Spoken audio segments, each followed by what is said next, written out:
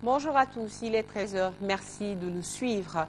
Le comité des chefs d'état-major de la CEDEAO sont en conclave à Bamako, et ce depuis hier matin à l'école de maintien de la paix à Lune-Blondembe, assistés des officiers planificateurs. Les 15 chefs d'état-major doivent entre autres examiner la situation sécuritaire en Côte d'Ivoire. Nandou Dambélé, reportage. Cette rencontre marque la fin des travaux de planification sur le déploiement éventuel de la force en attente de la CEDEAO au Mali. En l'accueillant aujourd'hui à Bamako, les autorités maliennes n'entendent pas seulement manifester leur soif de solidarité. Il entend également donner l'occasion à l'ensemble des participants d'accomplir un nouveau pas en avant dans la recherche de solutions aux problèmes du Mali.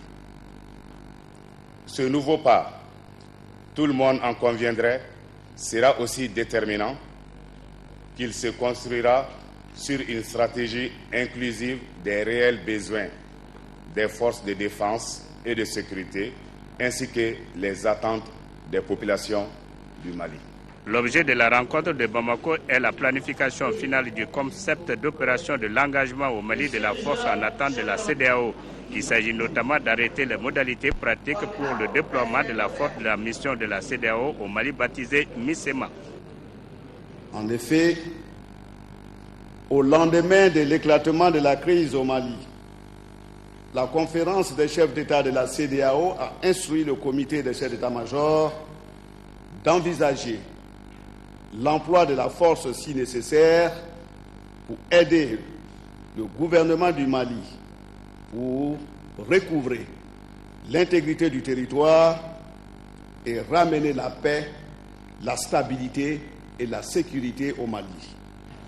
Intervenant à l'ouverture des travaux, la commissaire chargée des affaires politiques, de la sécurité et de la paix de la commission de la CEDEAO a déploré la dégradation de la situation sécuritaire en Côte d'Ivoire. Elle a ainsi assuré le comité du soutien plein et entier du président de la commission de la CEDEAO pour les efforts qu'il a déployés jusqu'ici afin de maîtriser la situation, plaçant les travaux de la présente rencontre dans la logique de l'obligation de solidarité.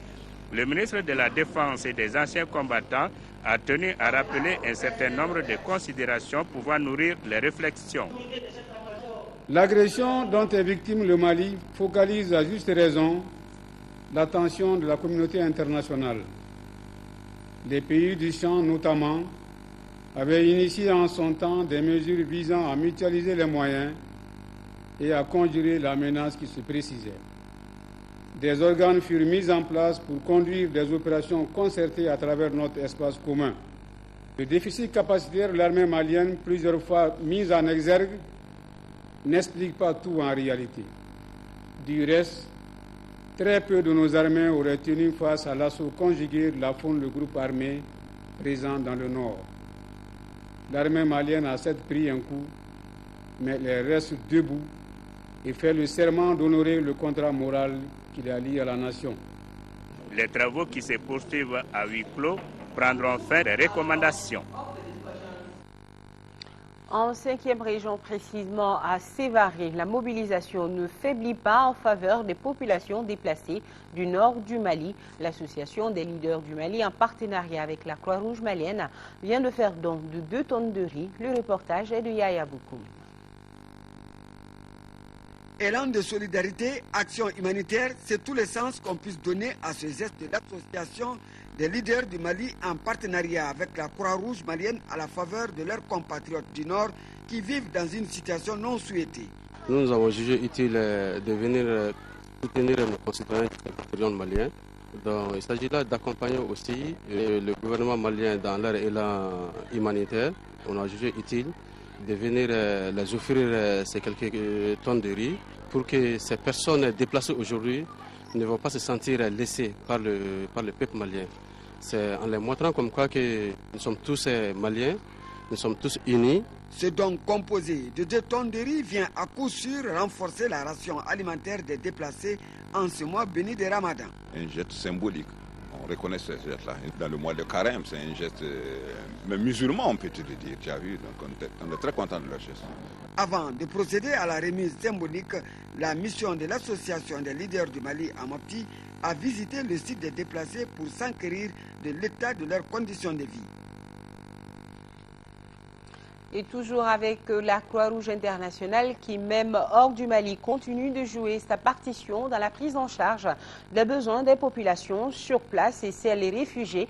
Elle assure par exemple la fourniture en carburant des villes du nord du Mali. L'hôpital de Gao est aussi fourni en médicaments et en vivres par l'organisation.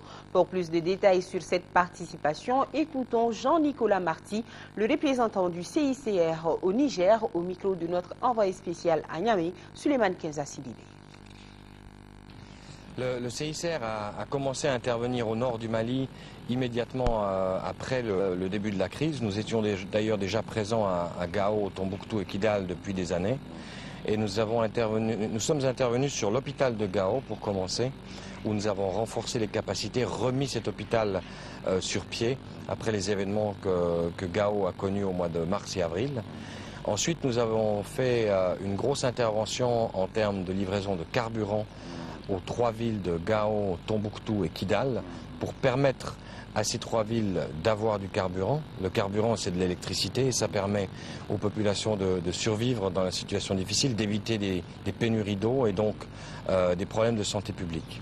Et plus récemment, nous avons fait des distributions pour plus de 120 000 personnes dans l'ensemble du nord du Mali de nourriture. Donc 120 000 personnes ont reçu l'équivalent d'un mois de nourriture de la part du Comité international de la Croix-Rouge qui a travaillé main dans la main avec la Croix-Rouge malienne. Le CICR prévoit de poursuivre son assistance à partir du mois de septembre ou octobre, dès que ces régions-là seront à nouveau accessibles. Voilà, Jean-Nicolas Montini, le représentant du CICR, était interrogé par Souleymane Kenza Sidibé. Et il faut noter que cette interview a été accordée à notre équipe à la suite de la rencontre entre le représentant du CICR au Niger et notre ministre de l'Action humanitaire, Mamadou Sidibé. Un mot des impacts de la situation au nord du pays sur le tourisme, un tourisme qui a réellement pris un coup de massue. Présentement, les touristes préfèrent ne pas s'aventurer au Mali. Ce secteur vital de l'économie locale est de ce fait très en difficulté. Notre équipe de reportage est allée voir le cas de Djenné. Tenez-vous bien, depuis février, aucun touriste n'y a mis le pied. Pour résoudre le problème, les différents acteurs du circuit touristique proposent comme solution de promouvoir le tourisme intérieur, c'est-à-dire amener tout simplement les Maliens à faire du tourisme chez eux. Nos envoyés spéciaux sont Lamine Tchekoura Koulibaly et Youssouf Diarra. Djenné est situé au bord du Bani, aux portes du delta intérieur du Niger. Selon la tradition généralement entretenue, le mot Djenné serait une déformation de Djani, la petite Dia, allusion faite à cette ville qui est considérée comme la plus ancienne de notre pays. Mais d'après d'autres sources, le mot Djenné dériverait de Al-Djanati, qui signifie le paradis. Les difficultés économiques actuelles de la ville ne font pas cependant penser à un paradis. Le tourisme, secteur vital de l'économie locale, est très en difficulté à cause de la crise du Nord.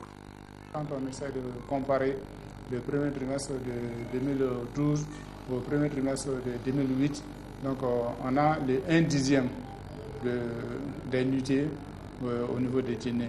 Au mois de février, il n'y a pas une seule nuitée qui a été enregistrée au niveau de Djenné. Depuis que vous disiez que les Tombouctou à bande rouge, les Mopti, Bandiangara, Djenné à bande jaune. Depuis que ça a commencé par là, rien ne va. Non. Donc je crois qu'en tout ça, les touristes veulent la paix. Cet homme a près de 40 ans de pratique hôtelière dans la ville de Djenné. Jamais l'activité ne s'est portée aussi mal.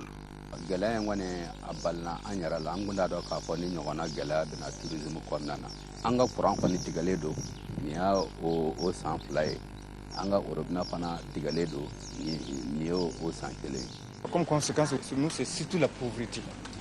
Donc le niveau de vie baisse et ça entraîne la pauvreté. C'est très clair. C'est un gap financier pour la mairie de Djenné. Elle se voit privée d'environ 50% de ses recettes. Cette situation est aggravée par l'incivisme fiscal.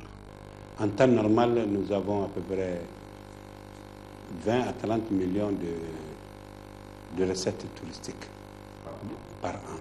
Aujourd'hui, nous avons beaucoup de difficultés pour pouvoir faire fonctionner la commune.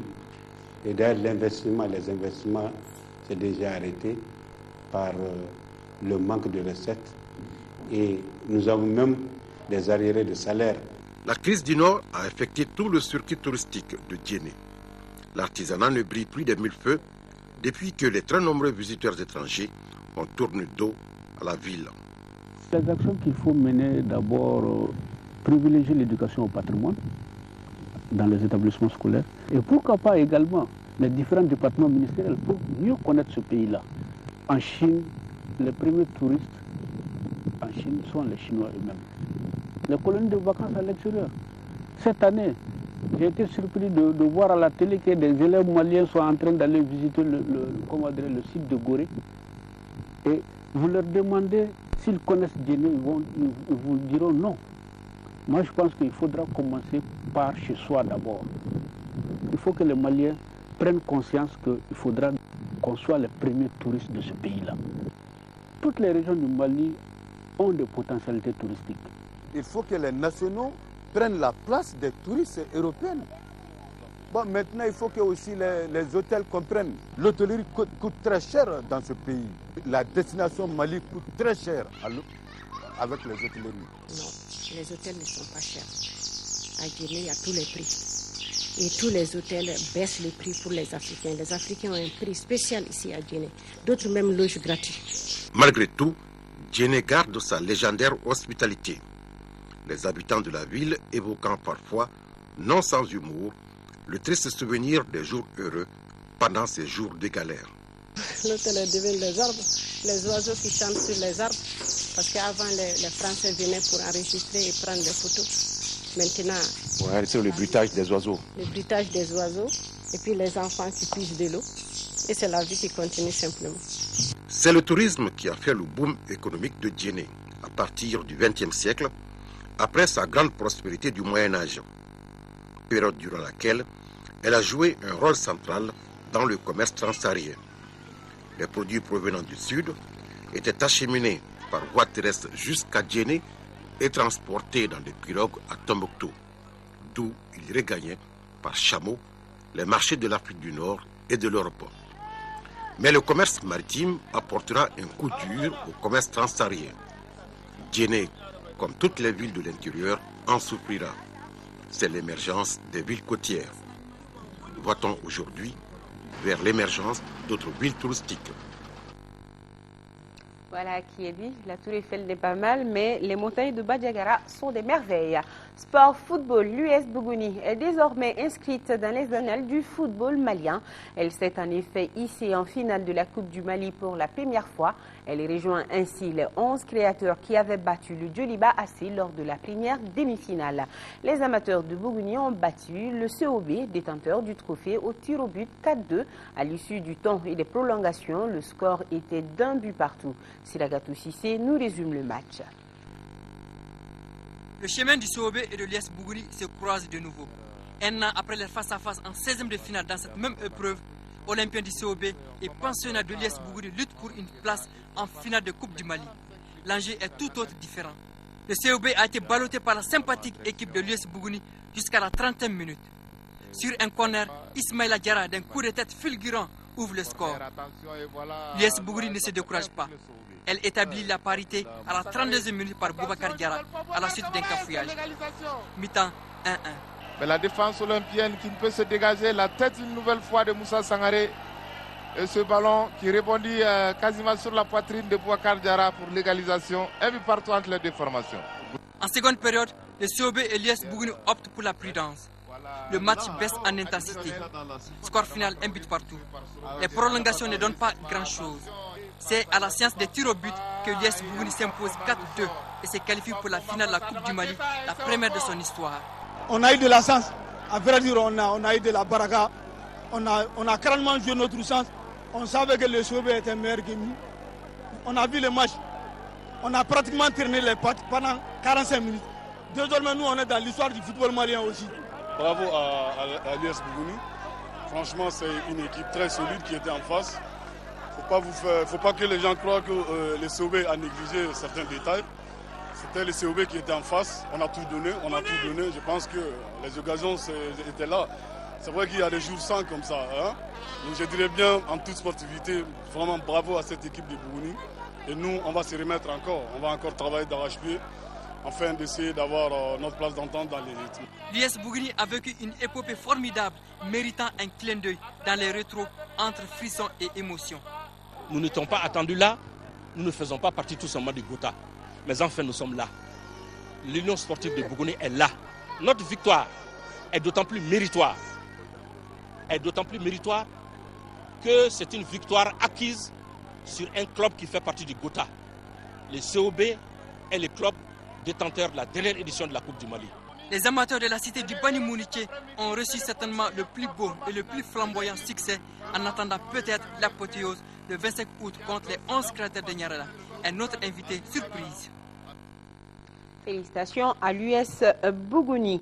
Les lunettes, comme vous le savez, sont aujourd'hui dans la vie de la plupart des Maliens. Et justement, la chronique santé est consacrée au port de lunettes. Mais celles que nous portons sont-elles vraiment celles dont nous avons besoin pour bien voir ou pour nous protéger contre les rayons solaires? En tout état de cause, il est conseillé de se faire consulter pour porter des verres correcteurs. Si c'est juste pour se protéger des rayons de soleil, il faut toujours savoir quoi acheter et où le faire. Focus Santé est allé savoir, suivant Tchessira Damili.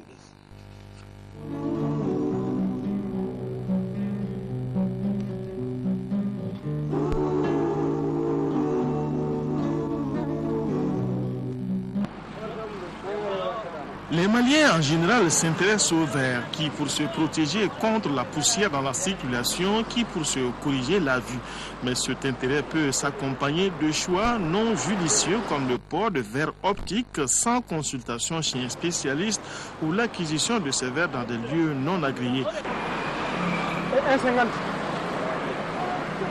Sur un autre plan, vérifier l'acuité visuelle de nos enfants en âge scolaire n'est pas encore entré dans les habitudes malgré ses avantages. Avant d'aller à l'école, on va acheter la blouse, on va acheter les fournitures scolaires. En parallèle aussi, il faut faire un examen de vue pour savoir si notre enfant il voit très bien, donc parce que c'est le moyen pour bien voir et pour bien communiquer avec dans la classe avec ses amis et avec l'enseignant, quoi. Donc parfois on se trouve avec des enfants qui commencent l'école, 2-3 ans d'école, et ils viennent avec des amétropies, par exemple des myopies de -1,50, -2. Si l'enfant il a fait un test avant même de commencer, avant de partir à l'école, on pouvait trouver une solution, peut-être même on n'allait pas se trouver avec cette correction, quoi. Donc avant d'aller à l'école, il faut faire des examens de vue pour leur enfant. Toute notre vie, nos yeux sont exposés à des dangers. Parmi ces dangers figurent les rayons ultraviolets du soleil appelés UV. Ceux-ci sont présents dès le lever du soleil et il faut encore faire plus attention entre midi et 2 heures de l'après-midi puisqu'ils peuvent être source de lésions pouvant aller jusqu'à la cécité si nos yeux ne sont pas protégés. La solution, les verres solaires après une évaluation. Ces verres, leur technologie aussi à nos jours, sont en train d'évoluer. La dernière génération des verres solaires sur le marché, c'est ce qu'on appelle les verres polarisés. Donc non seulement ces verres vous protègent contre les UV, mais vous protègent aussi contre les reflets horizontaux et verticaux qui peuvent entrer par des petites ouvertures. Nous avons aussi ce qu'on appelle sur les verres le traitement photochromique. Les verres photochromiques jouent le rôle de solaire, mais ils ont un temps pour bloquer les UV. Ce temps-là change en fonction des fabricants de verres photochromiques. Ça peut être 1 minute, ça peut être 50 secondes. C'est les verres transition. Et nous sommes à la 6e ou à la 7e génération. Donc c'est des verres qui vous protègent en moins d'1 minute. Au soleil, les verres atteignent leur teinte maximale et en moins d'1 minute à l'intérieur, les verres deviennent clairs. C'est seulement pour la protection UV et en général, c'est ce que les Maliens appellent les verres 4 saisons. Les spécialistes disent que se procurer de verre dans la rue sans évaluer ses besoins et sans connaître la qualité des verres peut contribuer à exposer plus nos yeux, paramètres optiques, écart entre les pupilles et le cadre de vie du sujet sont entre autres éléments à prendre en compte dans le choix. Les verres qui se vendent dans la rue sont en général des verres qui ont échoué le test à l'usine, le test de contrôle. Parce que vous savez, un verre, quand ça sort de l'usine, doit passer par des étapes pour être accepté, pour être des verres certifiés ISO, certifiés qualité. Les verres qui n'ont pas réussi ces normes de test sont balancés en Afrique et vendus dans les rues. Donc il faut faire extrêmement attention. C'est des verres qui devaient être à la poubelle, mais qui se retrouvent aujourd'hui dans nos rues. À ces dangers s'ajoute l'usure du temps et de l'âge qui aboutissent généralement à des pathologies appelées amétropies en ophtalmologie. Dans la médecine, on parle de pathologie. Dans l'optique, on parle d'amétropie. Il y a quatre amétropies. Donc il y a tout d'abord, on commence par la myopie. La myopie, c'est des soucis de vision de loin. Donc le client, il a des soucis de vision de loin. Donc elle se corrige par des verres, on les appelle des verres négatifs, moins, donc c'est moins 0,50, moins 1, tout. Et l'hypermétropie, on peut dire c'est le contraire de la myopie. Donc le patient ou bien le client, il a des soucis pour la vision de près. Donc elle se corrige aussi par des verres correcteurs positifs. Il y a l'astigmatisme. Bon, l'astigmatisme, ça c'est une amétropie qui peut être associée à la myopie et à l'hypermétropie. Donc ça, la définition, on peut dire, c'est la déformation des rayons de courbure de la cornée. Il y a maintenant la presbytie, la quatrième amétropie. La presbytie, c'est les soucis de lecture pour les personnes à partir de 40 ans. Donc, pour faire face aux divers besoins en verre optique, Optivue fait le montage des verres optiques sur place pour des patients qui ont de plus en plus d'exigences, non seulement de santé, mais aussi d'esthétique.